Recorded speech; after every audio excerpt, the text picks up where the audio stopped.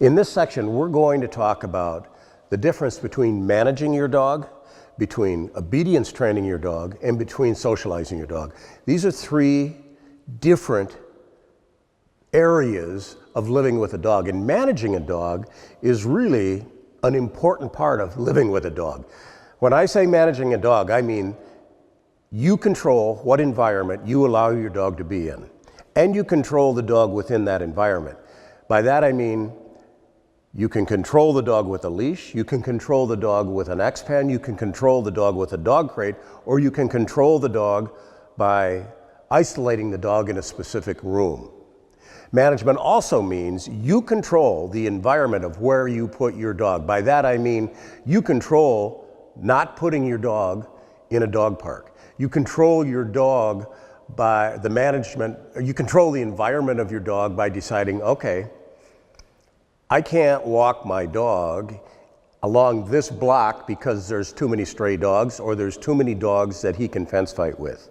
So managing a dog is critical part that a lot of people just, they don't think about it. We get questions all the time of people that have 6-7-month-old dogs, and they say, when I take my dog out for a walk, he gets super aggressive at these dogs on the street, and I'd like to buy an electric collar. Well, that's not the thing to do. The thing to do is to manage the environment that you put your dog in. Don't walk him on that block. If you live in a big city, get up early in the morning and walk your dog before other people are out with other dogs. Management simply means that, I'll give you an example. Someone comes to your house, and we get emails on this, and their dog's jumping all over the people. Well, put the dog away. Put him in a dog crate when guests come over. Put him in a back room when the guests come over. That's good management. Management is critical in owning a dog. You almost have to be on the dog all the time and thinking ahead of the dog all the time. Obedience training means that the dog follows your commands within the environment that you put the dog in, whether it be on a leash or off the leash. But obedience training means if I tell my dog to lay down, he lays down. A dog does not have to be trained to any commands to have control of him by managing him. But if you're going to obedience train the dog, he has to follow the commands. And socializing means that the dog feels comfortable in the environment that he's in, and he pays attention to us, and he doesn't get nervous in different environments. And I have a little video in a few minutes that you can watch on how we socialize our dog, our approach to socializing dogs. Now let's talk a little bit more about managing your dog.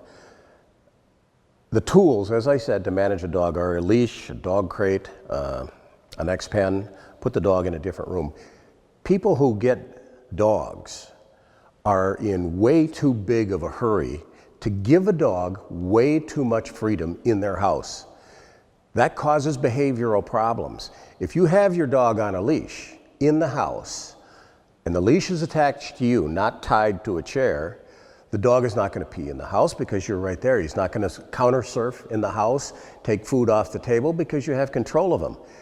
We try and tell people, you keep your puppy on a leash for months in the house. That's how they learn to control themselves in the house. We don't allow them to run around and act stupid. We don't allow them to go in the garbage. We don't allow them to chew up the sofa or to chew up the leg on a coffee table. We don't allow them to chase the children because we control them with a leash. It's a huge mistake to take your dog off leash in the house until you can control them with obedience commands.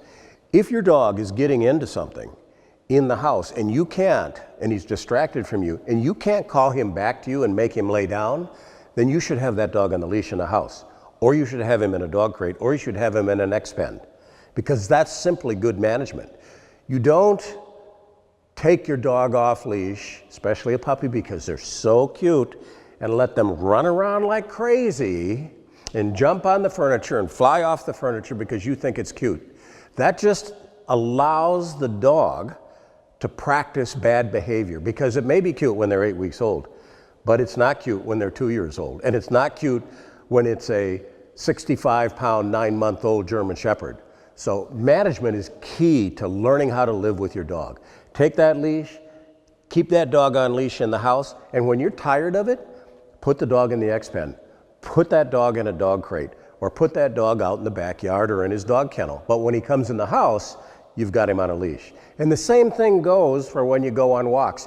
You don't take your dog off leash when you're on a walk, not even if you're in the park. If you can't call the dog back to you, why should he be off leash?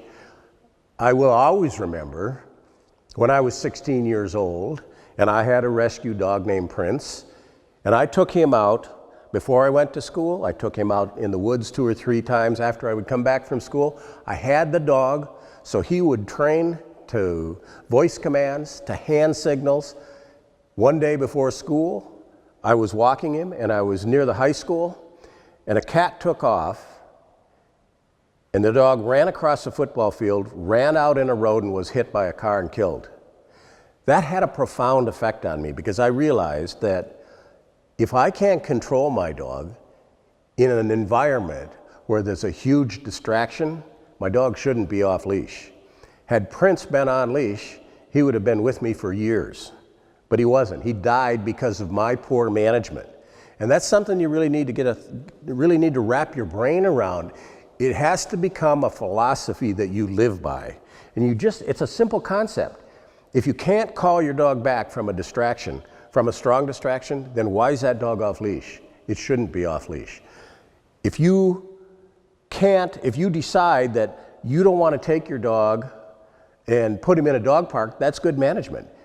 If you have a problem with a certain dog in a certain area, don't take him to that area. If you have a problem with a neighbor, don't take your dog near that neighbor. Just good management.